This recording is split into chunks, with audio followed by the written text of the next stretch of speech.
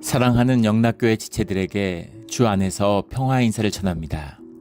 오늘은 2024년 10월 3일 목요일입니다. 오늘의 묵상 본문은 이사야서 38장 1절로 8절까지의 말씀입니다. 오늘 본문 말씀 38장 1절부터의 말씀은 이렇게 시작합니다. 그때 히스기야가 병들어 죽게 되니 아모스의 아들 선지자 이사야가 나아가 그에게 이르되 여호와께서 이같이 말씀하시기를 너는 내 집에 유언하라. 내가 죽고 살지 못하리라 하셨나이다 하니. 아수르를 물리치는 극적인 주님의 기적을 반전을 맛본 뒤에 히스기야가 만나게 되는 것은 병들어 죽게 되는 깊은 병에 들었다는 겁니다. 오늘 38장의 본문의 말씀은 역대왕 하 20장 1절부터 11절까지 또 역대하의 32장 24절부터 26절까지에 걸쳐서 나오고 있는 그런 굉장히 중요한 사건이죠.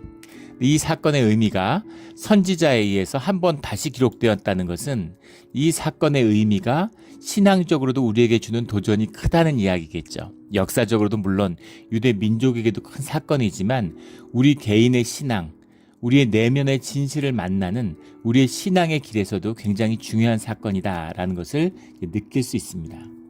그래서 아프게 되었다라고 하는데 역대왕 20장에 있는 말씀을 보면 그가 병에 나을 때 7절에 이사야가 이르되 열왕기하 20장 7절 말씀이죠.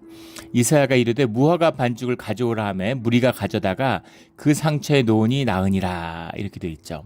상처라는 게 하쉐인이라는 말인데 역병, 종기, 염증 이런 것이었다라는 것을 알 수 있습니다. 염증이 있었던 것인데 그 염증으로 고생을 하고 염증이 있고 몸에 종양이 있으니까 성전에 나아가지 못했겠죠. 근데 그 상태에서 몸이 안 좋으니까 힘들었는데 그때 주어진 말씀은 내가 죽고 살지 못한다라는 말씀이었으니까 히스기야한테는 청천벽력 같았겠죠. 나라가 이제 정말 존망의 위기, 죽느냐 사느냐, 온 백성이 다 죽고 노예로 끌려가고 나라가 파탄이 되느냐 안 되느냐는 그 위협 속에서 오랜 시간을 보냈습니다. 그러니까 마음이 얼마나 힘들었겠어요. 마음이 힘들었겠죠. 주님께 기도하고 주님이 도와주실 테니까 마음이 막 편하고 해피하고 그랬을까요? 그렇지 않죠. 주님을 믿고 주님이 도와주실 것을 알지만 그래도 힘들고 어려웠을 겁니다. 식량이 부족하고 막 굶어 죽는 사람이 나오고 이런데 왕이 어떻게 마음이 편할 수가 있겠어요.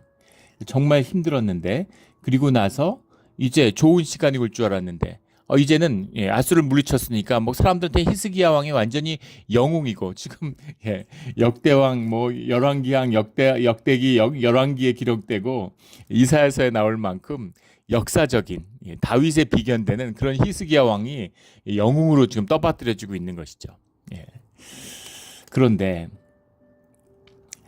거기서 히스기야가 만나는 실존적인 문제, 자기 삶의 문제는 죽음이었다는 겁니다. 그 죽음을 만나게 되는 거예요. 2절에 히스기야가 얼굴을 벽으로 향하고 여호와께 기도하여 히스기야가 그 말을 듣자 여호와께 기도하는 것이죠. 3절에 이르되 여호와여 구하오니 내가 주 앞에서 진실과 전심으로 행하여 주의 목전에서 선하게 행한 것을 기억하옵소서 하고 히스기야가 심히 통곡하니 심히 통곡했다라고 하는 것은 내면의 진실이 드러났다라는 얘기죠. 사람의 깊은 곳에 내면의 진실이 있습니다. 우리 무의식에 우리 존재의 진실이 있어요.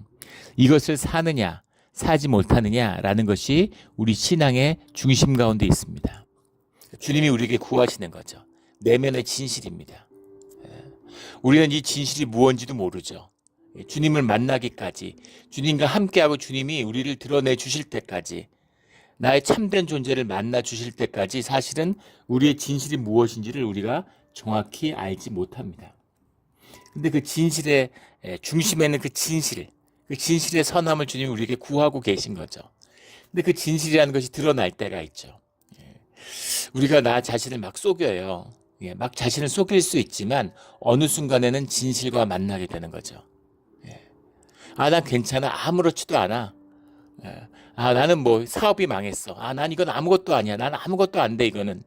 그런데 사실은 그 내 내면에 있어서 깊은 상처와 굴레가 될 수 있는 거예요. 사실은 그게 인생에서 제일 중요한 문제일 수 있는 거죠. 나는 뭐 이혼했어. 나는 그러니까 더 좋아. 혼자 사니까 뭐 아무렇지도 않아. 그럴 리가 없겠죠. 내면에 깊은 상처와 아픔이 있고 내 존재가 다쳤어요. 내면의 진실 가운데 깊은 상처가 있습니다. 근데 내가 그걸 외면하는 거죠. 그런데 우리가 살면서 그 진실을 마주하는 때를 만나게 된다는 겁니다. 그 진실을 마주하게 된 때는 무엇이냐면은 그 진실 가운데 우리가 너무 기쁜 일이 있으면 눈물이 터지잖아요. 통곡의 비밀이죠. 너무 기쁘면 눈물이 막 나와요. 너무 감사하고 너무 기뻐도 막 눈물이 나와요. 너무 슬프고 너무 아파도 울음이 나옵니다. 내 내면의 진실이 나의 삶의 의식 위에 인격 위에 드러나는 그 비밀이 이 통곡이죠. 내 내면이 터져 나오는 거죠. 주님 앞에서 심히 통곡하는 그 내면의 진실인데 내가 주 앞에서 진실과 전심으로 행하여 주의 목전에서 선하게 행한 것을 기억하옵소서. 내가 한 이 일을 기억해 달라는 게 아닙니다. 나의 존재를 기억해 달라는 거죠. 내 자신을 기억해 달라는 겁니다. 이것도 중요한 고백이죠. 내가 주님 앞에 뭐 했습니다. 이거 했습니다. 저거 했습니다. 종교인들은 그렇잖아요. 내가 성역 50년 뭐 이렇게 목사들이 은퇴하고 이러면서 성역 50년 막 자기가 한 일을 성역이라고 그래요. 그리고 그걸 막 기념하고 출판물 내고 자기 이름을 딴 교회를 세우고 심지어 한국에서 그런 것도 봤습니다. 기가 막혀서 말도 안 나오죠. 이게 정말 뭐 하는 짓인가 싶을 만큼 지금 교회는 무너져 있습니다. 내가 나를 높여요. 주님을 위해서 좋은 일을 안 했겠습니까? 했겠죠. 너무너무 많이 했겠죠. 뭐 아프리카에 병원도 짓고 뭐 가난한 사람들도 도와주고 뭐 한국에 데려와서 수술도 시켜주고 너무너무 좋은 일 많이 했죠. 그런데 그것이 주님을 높이는 것이 아니라 주님만을 높여야 되는 거죠. 근데 주님을 높이면서 나도 높여요. 이게 종교의 모습입니다. 영악한 거죠. 나를 높이고 싶어요. 그런데 주님을 높이면서 나를 높일 수 있는 그게 종교의 모습이에요. 결국 내가 높이는 것이 중요한 것이었던 거죠. 근데 겉으로 보기에는 무슨 차이가 있습니까? 주님이 내면의 진실을 보는 때가 온다는 겁니다. 기도하고 큰 기적을 이루었어요. 그렇으니까 이제는 뭐 히스기 앞에 영광의 길만이 꽃길만 남아있는 것 같은데 주님이 그 일을 이루신 다음에 이제 히스기야는 데려가시는 거죠. 히스기야는 그 길을 누리지 못한다는 겁니다. 그때 히스기야의 진실이 나오는 거죠. 죽음 앞에 진실이 드러납니다. 이제 목회를 하면서 장례 예배, 임종 예배 이제 이런 걸 드리게 되죠. 죽음을 앞둔 분들을 만나게 돼요. 특이한 일입니다. 목회자가 아니면 경험하기 쉽지 않은 일이죠. 그런데 죽음 앞에서 사람의 진실이 드러납니다. 어떤 삶을 살아왔는지, 그 사람이 누구인지, 그게 죽음 앞에 드러나는 내 진실이에요. 믿음의 사람들을 만나게 되죠. 죽음 앞에 서면 분명합니다. 우리 예전에 이 지역의 목사님인데 돌아가시는 날 마지막 화상 통화를 오전에 했습니다. 화상 통화를 한 이유는 이제 문병 가겠다고 신방 가겠다고 전화를 드린 거였는데 굳이 이렇게 보통 그렇게 하지 않는데 이제 화상 통화를 하자고 그래서 화상 통화를 하면서 얘기를 하시는데 그런데 얼굴이 화평화 그 자체고 너무 화난 겁니다. 그래서 암투병으로 굉장히 힘든 시간을 보내셨는데 고통에 일그러진 얼굴이 아니라 평화 그 자체예요. 느낌이 마지막인가 이런 생각은 했지만 그날 돌아가실 줄 몰랐죠. 화상 통화를 하고서 그 다음에 오후에 찾아가니까 돌아가셨다고 그러더라고요. 근데 그 마지막 모습을 보면서 이분은 정말 하나님의 사람이었구나라는 것을 깨달았습니다. 그리고 마음속에 나도 이럴 수 있을까라는 두려움과 또 꼭 그랬으면 좋겠다라는 소망이 있는 거죠. 주님이 아니면 할 수 없는 일입니다. 주님과 함께하는 사람의 비밀이죠. 삶을 받아들이고 죽음도 받아들이고 삶이 영원하다는 것이 내 내면의 진실인 거죠. 그래서 죽음이 아무것도 아닌 겁니다. 그래서 저희들을 위로해요. 앞으로 살아야 할 사람들을, 땅에서 살아야 할 사람들을 위로하면서 평화와 기쁨의 표정으로, 온유한 표정으로 가시는 걸 보고 깜짝 놀랐습니다. 저희 아이들 엄마도 그랬어요. 마지막에 한없는 평화의 모습이었습니다.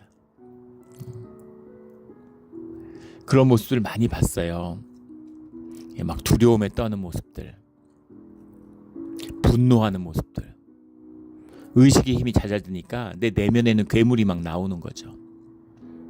그래서 그런 것을 보게 될까봐 두려움이 있었습니다. 근데 그런 게 없었어요. 그 내면 진실 가운데 이거구나. 주님이 이걸 원하셨는 거구나 하는 걸 봤습니다. 그런 진실이 드러나는 순간이죠. 그런데 그 진실이 드러난다는 의미가 뭐냐면 죽음도 기쁘게 받아들여라 주님이 주시는 거니 그게 아니라 내 내면의 진실이잖아요. 살고 싶은 내 마음의 뜻이 통곡으로 드러나는 겁니다. 근데 뭐 막 기쁘게 받아들이면 이거 역시 내 자식이다, 내 종이다 이러고 주님 칭찬하시고 주님 막 울면서 더 살고 싶은데 이러면은 이놈 자식 이거밖에 안 돼? 이런 하나님이 아니시죠. 세상에 어떤 엄마가 진실의 아픔 때문에 울고 있는 자식을 야단치는 부모가 어디 있겠어요. 무조건 품는 겁니다. 근데 그거와는 다른 내면의 진실 가운데 나의 존재를 주님 앞에 기억해 달라라고 하는, 우리는 이게 세상에 쏘가가지고 무슨 일하고 업적하고 성역 50년 많은 일들을 행하면 그런 게 공로인 줄 알아요. 종교인의 모습이죠. 그리고 그런 일 많이 하면 하나님이 썼다고 막 그럽니다. 하나님이 쓰신 거죠. 하나님이 썼다는 건 의미가 없어요. 하나님은 마귀도 쓰십니다. 하나님의 구원을 마귀를 써서 이루어 가세요. 주님께 쓰임받았다는 게 뭡니까? 중요한 것은 주님의 일을 하는 내 자신이 주님한테 기억되는 거, 내 존재가 주님한테 기억되는 겁니다. 그게 구원이죠. 그걸 기억해 주십시오라고 하는 이야기입니다. 그 고백을 주님께 드리는데 오늘 말씀은 굉장히 깊은 말씀이에요. 그리고 깊은 말씀이니까 이사야 선지자가 이 말씀의 의미를 다시 한번 새긴 것이겠죠. 절대로 착각하지 마 하는 말씀의 뜻이 들어있습니다. 귀 있는 자는 들을지어다. 오늘 말씀의 깊이를 깨닫는 우리 모두가 되기를 주의 이름으로 축원합니다. 그 통곡의 그 내면의 진실을 만난 거죠. 자신의 내면을 만났다고 하는 것, 이것은 우리 진실을 만났다고 하는 것은 내 자신의 삶이라는 것이 객관화된다는 얘기입니다. 그걸 볼 수 있, 그러니까 내 자신을 보게 되는 것이죠. 내가 내 자신을 못 봐요. 내가 난데 내가 나를 어떻게 합니까? 엄마 생각해 보면 되죠. 엄마는 항상 내 편이야. 무슨 일을 하고 무슨 짓을 해도 엄마는 자식 편을 들어. 내가 분명히 잘못했는데 사람들이 나쁘다 그러고 내 자식이 옳다고 나를 편들어. 엄마가 있어서 좋죠. 그런 엄마를 우리에게 주셨죠. 하나님이 선물로. 그런데 진실의 순간에 그게 무슨 의미가 있습니까? 아무 의미가 없어요. 엄마가 나를 사랑한다는 것과 내 삶의 진실과는 아무 상관이 없습니다. 내 삶의 진실, 또 반대일 수도 있죠. 누가 나를 맨날 음해하고 맨날 모욕하고 음해하고 막 계속 유언비어 만들고 계속 뭔가 이게 거짓으로 나를 음해해 왔어. 진실의 순간 주님 앞에 섰는데 그게 무슨 의미가 있습니까? 아무 상관없죠. 어떤 거짓도 아무 상관없습니다. 중요한 것은 내가 누구인가라고 하는 거예요. 주님 앞에서. 내가 주님 앞에서 뭐 사람을 귀신을 쫓고 뭐랬습니다. 그러니까 주님이 사람을 고치고 뭐 이런 얘기를 하니까 주님이 난 네가 누군지 도대체 모르겠다 이렇게 말씀하시는 거죠. 넌 도대체 누구니? 라고 물어보시는 겁니다. 이게 종교인의 모습이잖아요. 내 자신을 객관화할 수 있는, 삼자화하는 거죠. 어브젝타이즈 하는 거죠. 그렇게 될 때 사람이 자신과 자신의 상황을 동일시하는 것이 깨지게 되는 거예요. 그래서 이렇게 돈이 있고 학력을 쌓고 좋은 일 하고 이러면 내가 좋은 사람인 줄 아는 거죠. 그게 아니라는 겁니다. 또 실패하고 고생하고 어려움을 겪었고 이러면 쪼그라들어갖고 나는 이런 작은 사람인가 보다. 그런 상황과 나를 동일시하는, 왜 평생 조건과 상황을 바꾸기 위해서 인생을 다 소진합니까? 조건과 상황을 내 자신과 동일시하기 때문이죠. 돈 벌어서 큰 집에 살고 이러면 뭔가 내가 괜찮은 사람 같고 이런 거잖아요. 근데 그것이 깨지는 거죠. 그게 진실의 순간입니다. 그게 깨지게 되면 그때의 내가 조건과 상황을 다스릴 수 있게 되는 거예요. 조건과 상황이 난데 뭘 다스려요? 거기에 내가 젖어서 사는데. 그게 깨지게 될 때 조건과 상황을 다스리는 주님의 권세가 나에게서 나타나는 겁니다. 이게 주님과 함께하는 비밀이에요. 또 그것을 다스리고 조건과 상황과 내가 어그러졌을 때 그때 내가 아이러니하죠. 조건과 상황을 누리게 되는 겁니다. 돈을 뭐 천금같이 쌓아놔도 그걸 누리지 못하는 거예요. 인색해지고 야박해지고 스크루지같이 되는 거죠. 있는데 누리질 못해요. 사람들은 다 도둑놈이고 영물이기 때문에 느끼고 알죠. 앞에서 막 이렇게 막 사람들이 비굴하게 굴어도 다 면종복배고 속으로 나를 멸시하고 무시한다는 걸 알아요. 소련의 스탈린, 뭐 북한의 김일성 이런 독재자들 보세요. 스탈린이 얼마나 두려움에 떨었는지 집에 가는 길을 하도 복잡하게 만들어서 자기 기사가 매일 가는데 매일 길을 잃어버렸다는 거 아니에요.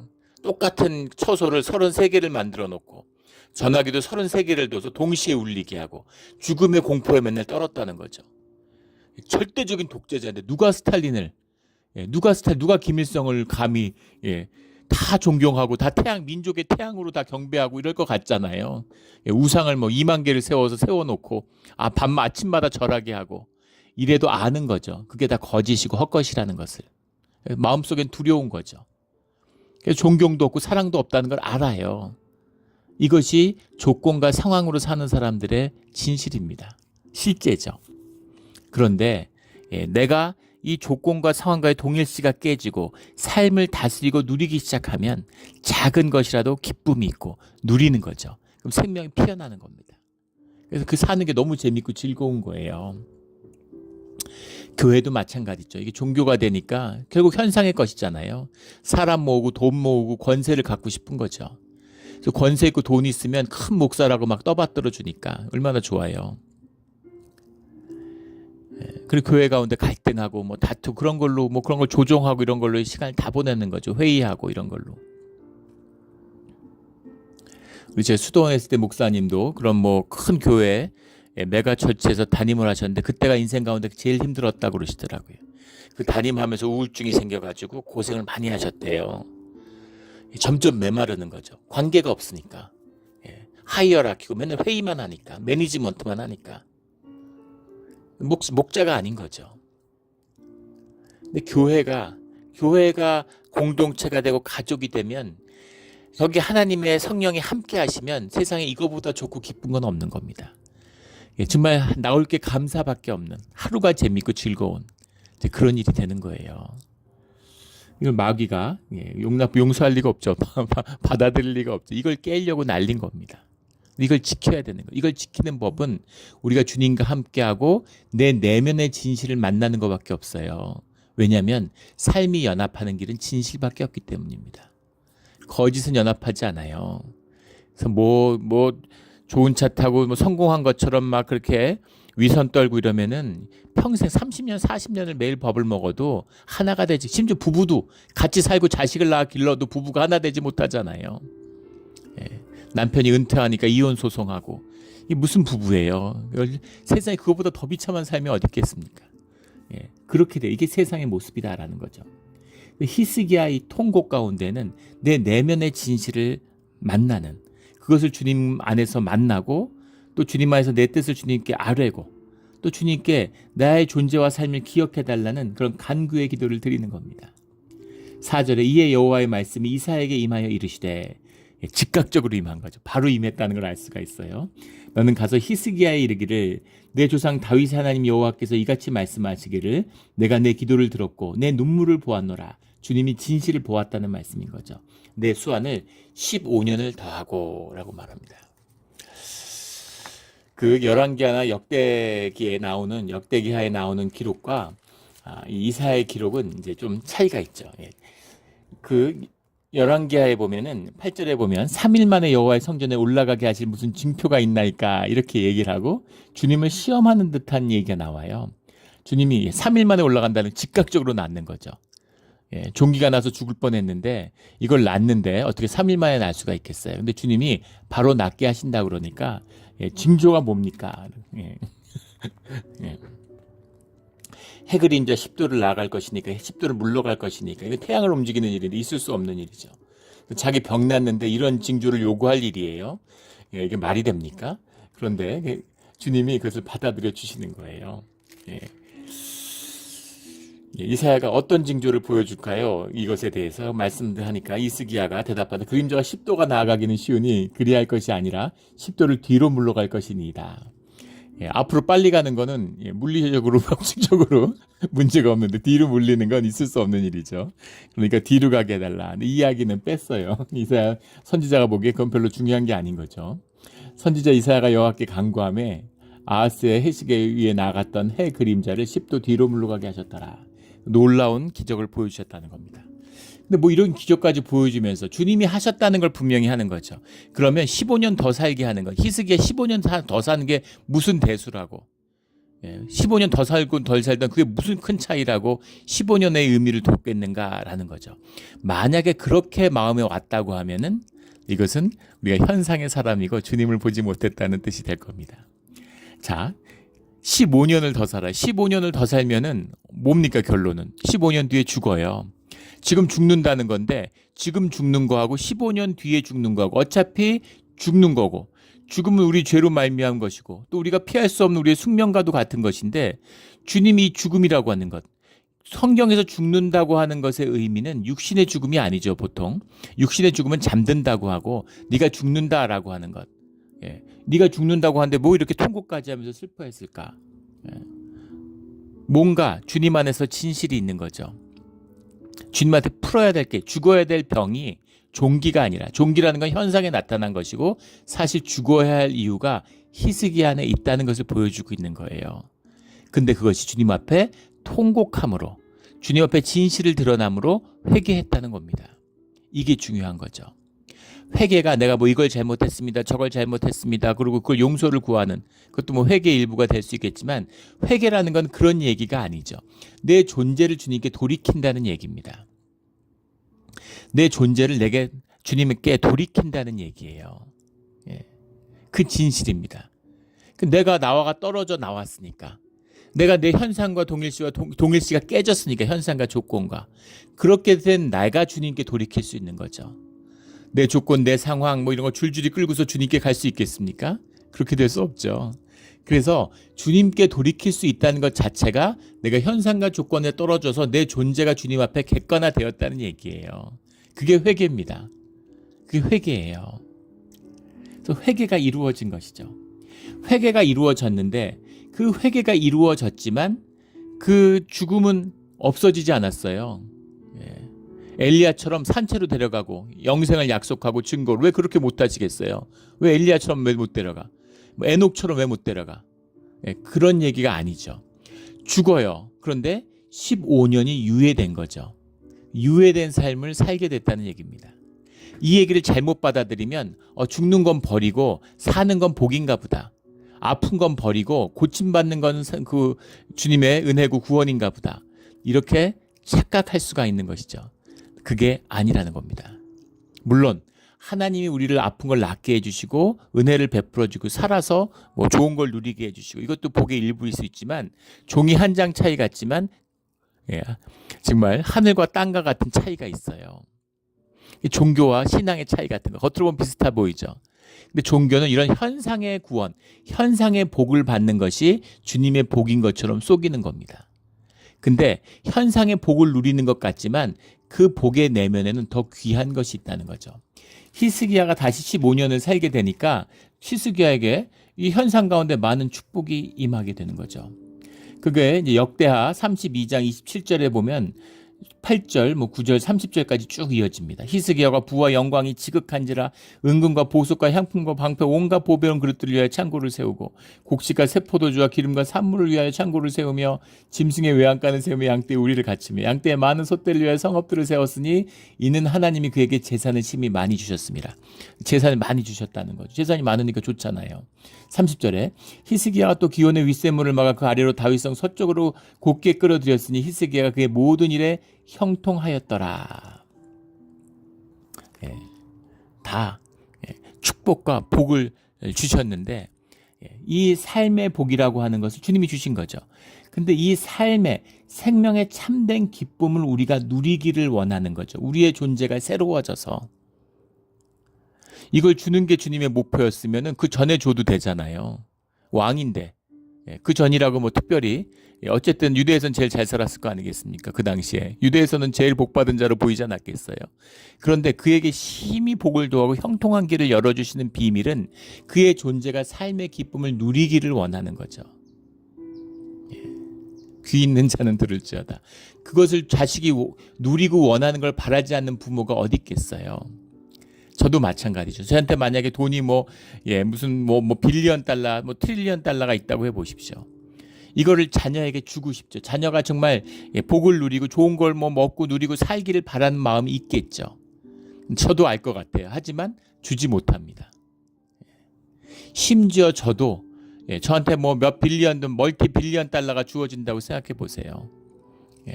그거를 잘 쓰고 잘 누리고 살아갈 수 있을까요? 다스리고 삶의 균형을 잃지 않고 그거를 관리하는 데 인생을 낭비하지 않고 그것을 적소에 필요한 사람들과 나누면서 기쁨의 관계를 유지하고 좋은 사람들과 그런 일들을 제가 은혜롭게 삶을 누리고 즐기며 복된 삶으로 이끌 수 있겠습니까?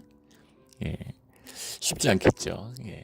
50대 중반이 돼도 안 돼요. 그런데 이제 10대 후반, 20대 초반의 아이들에게 그런 게 주어지면 애들이 그것이 축복이 될 수 있을까요? 100이면 100 저주가 될 겁니다. 삶을 통째로 앗아버리고 삶에 자신이 개척하고 자기가 땀 흘리고 노력하고 삶의 그 가치와 의미를 깨닫고 실패와 좌절을 통해서 고난 가운데 성장하고 삶을 누릴 수 있는 자신의 그릇을 만들어가는 인격을 만들어가고 인내와 고통 가운데에서 자기의 진실을 만나가는 그 모든 과정을 날리는 가장 좋은 방법은 돈을 왕창 주는 것입니다. 그 서양 속담에 그런 말이 있죠. 자식을 망치고 싶으면 돈을 많이 주라고, 용돈을 많이 주라고 그런 말이 있습니다. 그런 거죠. 주고 싶은 마음이 있어요. 근데 그것이 주어질 때는 그것을 누릴 수 있어야 되는 겁니다. 그게 복이 돼야 되는 거죠. 저주가 되면 안 되잖아요. 이런 주님의 마음을 만나는 거죠. 15년 동안 불을 쌓았는데 그거 얼마나 누리겠어요. 히스기야가. 그 15년 지금 이게 무슨 어차피 왕인데. 근데 그런 이야기가 아니잖아요. 이 복과 축복의 의미를 누릴 수 있는 복이 되는 이것을 열었다라는 것을 말씀하고 보여주실 뿐만 아니라 그것이 우리를 향한 주님의 뜻이고 마음이다라는 주님의 진실을 만나는 것이죠. 종교가 왜곡시키고 이렇게 흐트려 놓은 그게 아니라 그래야 복이 되는 거죠. 주님이 그 복을 주셨다는 겁니다. 여기서 이 히스기야 얘기 이런 거는 말하는 앞으로 갈까 뒤로 갈까 이런 건 빼고서 주님이 증거다. 해시기가 나아갔던 해의 그림자가 10도를 물러가니라. 이것은 주님이 하신 일이다. 병이 나을 수도 있죠. 앓다 보면 나을 수도 있고 왕인데 전쟁 끝나고 이제 환란이 끝나니까 나라가 회복될 수도 있죠. 그런데 현상의 것이 아니라 현상의 것으로 보이지만 주님이 주신 거야. 이건 주님의 이름으로 주님의 주신 것으로 주님 안에서 누려야 되는 거야. 라는 것을 분명히 말씀하고 있는 겁니다. 그래서 세상이 누리는 것과 주 안에 있는 믿음의 자녀들이 누리는 것은 겉으로 보면 똑같아 보여도 완전히 다른 것이죠. 하늘과 땅만큼 다른 것입니다. 이것이 축복의 비밀이고 생명의 비밀입니다. 이 비밀을 만나고 누리는 복된 주의 자녀가 되기를 예수 그리스도 이름으로 축원합니다. 아멘. 기도드리겠습니다. 하나님 아버지 감사합니다. 우리가 우리의 진실을 모릅니다.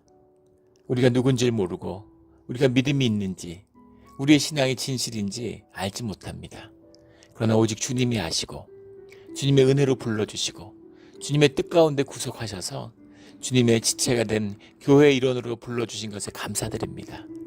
잠잠하고 주님의 말씀을 들으며 주님의 복을 받으며 그 복을 누리고 사는 주의 자녀가 되게 하여 주시옵소서. 감사하며 예수 그리스도의 이름으로 기도드렸습니다. 아멘.